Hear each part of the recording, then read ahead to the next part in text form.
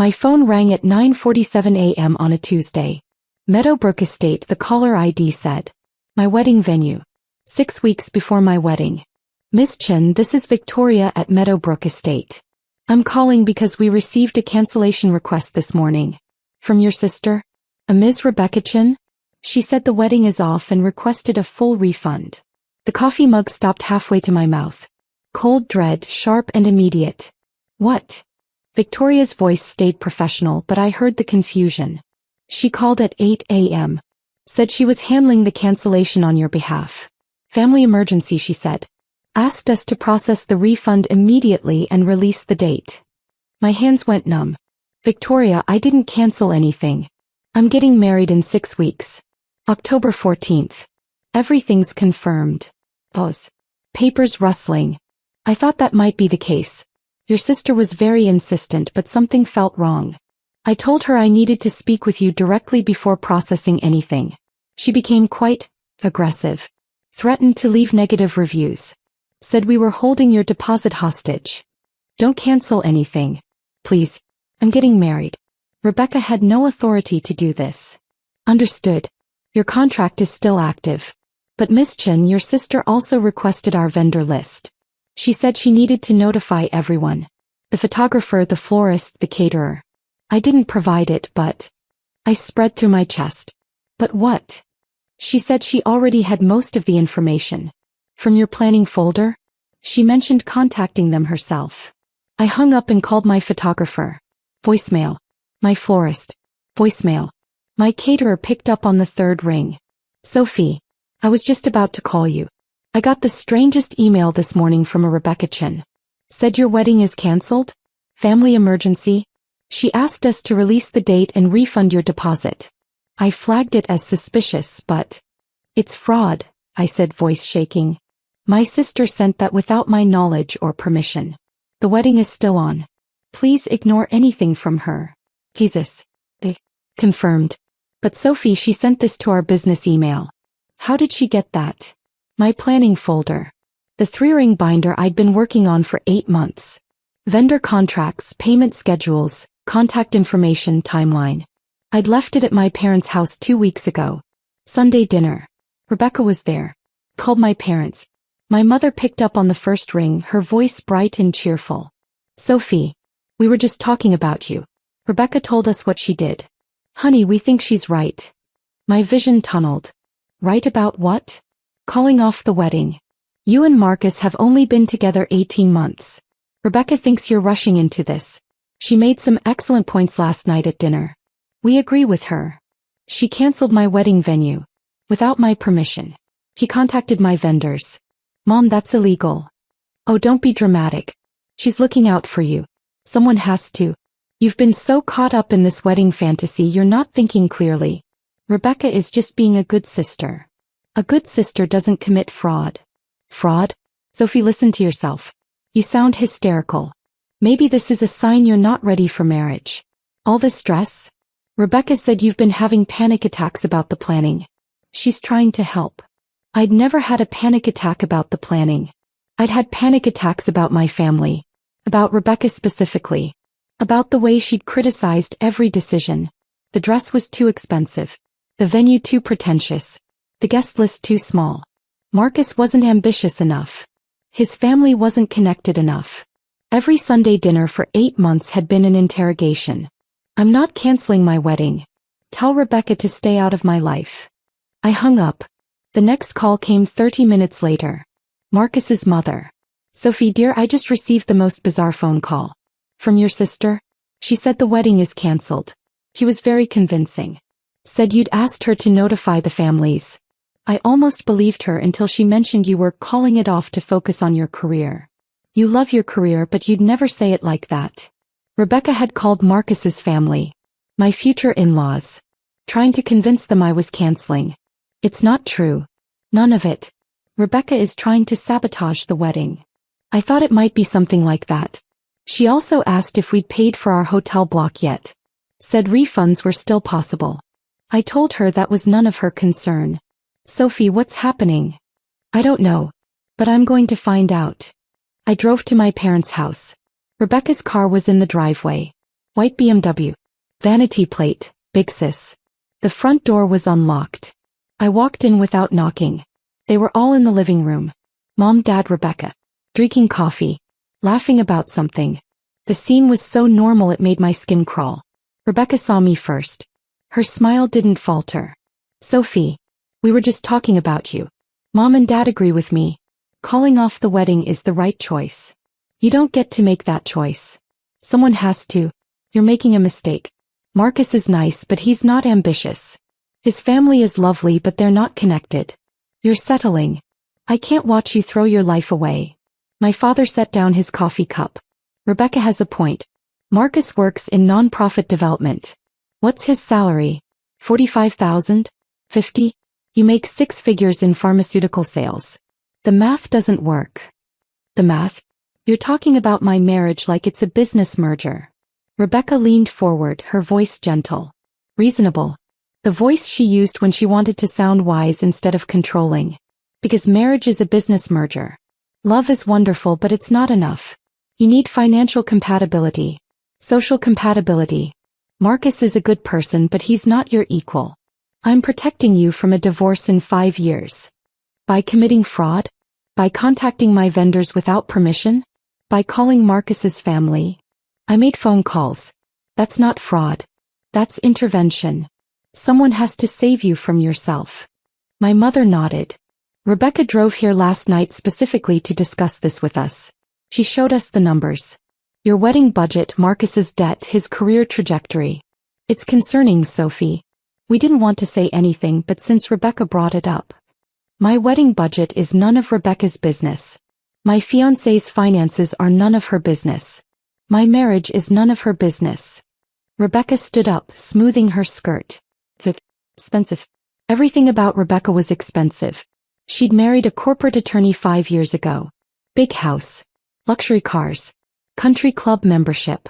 She'd been lecturing me about marrying well, ever since. You're my little sister. Everything about you is my business. I'm not going to stand by and watch you make the biggest mistake of your life. If you won't cancel the wedding, I will. You already tried. Meadowbrook called me. They didn't process your cancellation request because you have no legal authority. None. Something flickered across her face. Surprise. Then calculation. Fine. Then I'll attend the wedding and object. During the ceremony. I'll stand up and tell everyone why this marriage shouldn't happen. I'll make sure everyone knows you're making a mistake. My father frowned. Rebecca, that's a bit much. No, Dad. Someone has to do something. If Sophie won't listen to reason, she'll listen to public humiliation. The room went quiet. Even my mother looked uncomfortable. You'd really do that? I asked. To save you? Yes. I pulled out my phone. Opened my recording app. Hit stop. The recording read 4:47 minutes. Great. Because my attorney is going to love hearing you admit to contacting my vendors, threatening to sabotage my ceremony, and explicitly stating your intent to cause public humiliation. That's tortious interference, Rebecca. It's a civil tort. I can sue you for damages. Rebecca's face went white. You recorded this conversation? Just like you recorded your fake cancellation call to Meadowbrook. Impersonating me. Requesting refunds you had no authority to request. That's fraud. Wire fraud if you used email. My mother stood up. Sophie, you can't sue your sister. Watch me. I walked out. The next morning my phone rang. Unknown number. Miss Chin? This is Detective Morrison with the County Sheriff's Office. I'm calling about a complaint filed by Rebecca Chin. She claims you're threatening her with frivolous litigation. She'd like to press charges for harassment. I almost laughed. Almost. Detective, I have a recording of my sister admitting to fraud, vendor interference and planned ceremony sabotage. She tried to cancel my wedding without my knowledge or consent. She contacted multiple vendors using my name. She threatened to disrupt my ceremony. I'm not harassing her. I'm protecting my legal rights. Pause. Papers rustling. Can you send me that recording? I sent it. 15 minutes later, Detective Morrison called back. Miss Chin, I've listened to the recording. I'm referring this to the district attorney's office. What your sister did may constitute fraud and criminal impersonation. I'm also forwarding your case to our civil fraud unit. In the meantime, I'd suggest obtaining a restraining order. Already drafting it. My attorney, Jennifer, filed the civil suit on Thursday. Tortious interference. Fraud. Intentional infliction of emotional distress. We requested damages totaling $87,000. The wedding costs, vendor rebooking fees, attorney fees, emotional distress and punitive damages. We attached the recording, the vendor emails, the phone logs. Rebecca was served on Friday at her office. By a process server. In front of her colleagues. She called me 16 times that day. I didn't answer. My mother called. Sophie, Rebecca is devastated. She was trying to help you. You're suing her into bankruptcy. Her attorney says you could take her house. Is that really what you want? To destroy your sister over a wedding. She tried to destroy my wedding over her ego. She made some phone calls. That's not worth $87,000. The non-refundable deposit at Meadowbrook was $45,000. That's what I risked losing because of her phone calls. The photographer required rebooking fees. The florist had to turn down another client. The caterer incurred preparation costs.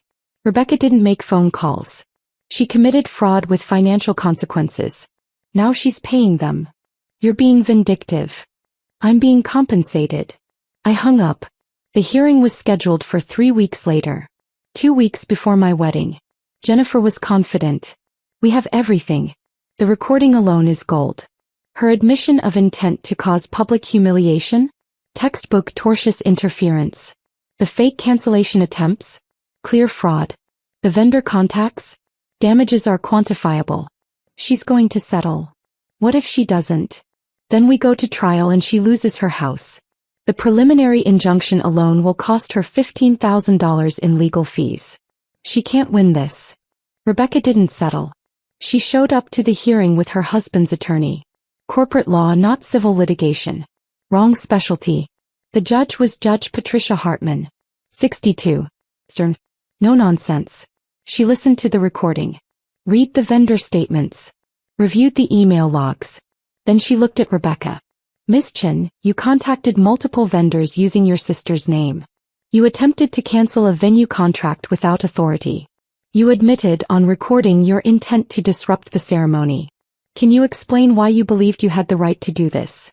Rebecca's attorney started to speak. Judge Hartman held up her hand. I asked Ms. Chen. Rebecca stood. Her voice was calm, reasonable. The voice that had always worked on my parents. Your Honor, I was concerned about my sister's well-being. She's making a mistake marrying someone financially incompatible. I was trying to help her see reason before she made a permanent error. My intentions were good. Judge Hartman's expression didn't change. Ms. Chen, your intentions are irrelevant. You committed fraud. You interfered with contractual relationships. You caused quantifiable financial harm. The law doesn't care if you thought you were helping. You broke it. She granted the preliminary injunction. Rebecca was prohibited from contacting me, my vendors, my fiancé, or my guests. Violation would result in contempt charges. Then she set the damages hearing for 2 weeks later. Rebecca's attorney requested a continuance. Denied. Your client admitted to the conduct on tape. There's nothing to continue. We're determining damages only. 2 weeks later, the courtroom was smaller. Fewer spectators. Just Jennifer, me, Rebecca, her attorney, and Judge Hartman. Jennifer presented the damages breakdown. $45,000 non-refundable venue deposit at risk. $8,200 photographer rebooking fees. $4,600 florist redesign costs. $12,000 catering preparation expenses. $15,000 attorney fees. $2,200 restraining order and filing costs. Total, $87,000. Judge Hartman reviewed the numbers. These damages are supported by documentation? Yes, Your Honor. Every vendor has provided invoices, contracts, and sworn statements. Judge Hartman looked at Rebecca. Ms. Chen, do you have evidence disputing these damages? Rebecca's attorney stood. Your Honor, these damages are excessive. My client made phone calls. She didn't actually cancel anything. The wedding is proceeding as planned. No real harm occurred. No real harm. Judge Hartman's voice was ice. Your client attempted to cancel a $45,000 contract. She contacted multiple vendors, causing them to incur fees addressing her fraudulent requests. She forced Ms. Sophie Chen to hire an attorney to protect her wedding. The harm is quantified in this courtroom. It's real, it's documented, and your client caused it. She granted $87,000 in damages.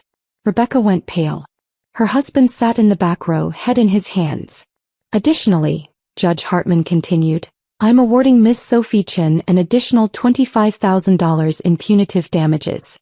This case represents a clear abuse of familial relationship to commit fraud. The behavior was intentional, malicious, and designed to cause maximum emotional distress. Total judgment, $112,000. Rebecca's attorney stood. Your Honor, my client cannot pay $112,000. Then she can secure a payment plan or offer collateral. Her house, for instance. That's not this court's concern. Judgment is entered. Ms. Sophie Chen has 60 days to begin collection proceedings if payment is not received. The gavel fell. Rebecca tried to speak to me in the hallway. I walked past her. My mother called that night. Sophie, you're destroying your sister. She's talking about selling her house. Over phone calls? Is this really worth it? She tried to destroy my wedding. Over her ego. Yes, it's worth it. Family is supposed to forgive. Family is supposed to respect boundaries. Rebecca crossed every single one. Now she's paying for it. I blocked my mother's number. The wedding happened on October 14th. Meadowbrook Estate. Every vendor showed up. Every guest attended. Marcus's mother cried during the ceremony. My college roommate gave a toast about how Marcus and I met at a nonprofit fundraiser, how we'd bonded over wanting to help people instead of chase money. No one objected during the ceremony. Rebecca wasn't there. The restraining order prohibited her attendance. My parents weren't there either. They'd RSVP'd yes, then didn't show. Solidarity with Rebecca. I didn't notice their absence until the reception. Too busy dancing with my husband. 3 weeks after the wedding, Rebecca's attorney sent a payment proposal. $112,000 paid over 5 years at 7% interest. Total, $139,000. Jennifer advised accepting. You'll get your money. She'll pay every month for 5 years. Every payment will remind her what fraud costs. I accepted. The first payment arrived December 1st. $2,317. It's been 6 months. 6 payments. $13,902 received. Rebecca sends each payment with a memo line. Wedding interference settlement. I deposit them without reading her handwriting anymore. My mother called last week. First time since the wedding. Rebecca is struggling. The payments are straining her budget. Can you forgive the remaining balance? For family. No. Sophie, she's your sister. She stopped being my sister when she tried to cancel my wedding. Now she's just a debtor. The balance is $98,098. Tell her I'll accept a lump sum for $85,000. Otherwise, she's paying every cent. My mother hung up. Marcus and I just celebrated 6 months of marriage. We're happy. Financially incompatible according to Rebecca. Perfectly matched according to us. We bought a small house. 2 bedrooms. Affordable mortgage. We host dinners for his nonprofit colleagues. We're saving for a trip to Japan. We don't talk to my parents. We don't see Rebecca. The payment arrived this morning. $2,317. On time. My mechanical wedding clock ticks on the mantle. Each second counts down to the next payment. Tick, tick, tick. Rebecca tried to cancel my future. Instead, she's financing it. For the next 4.5 years, she'll send me money. Every month. Every payment a reminder that fraud has consequences. That family doesn't mean unconditional forgiveness. That boundaries matter more than blood. The clock ticks. The account grows. My marriage thrives. And Rebecca pays for the lesson she tried to teach me but learned herself. Some mistakes cost exactly $112,000.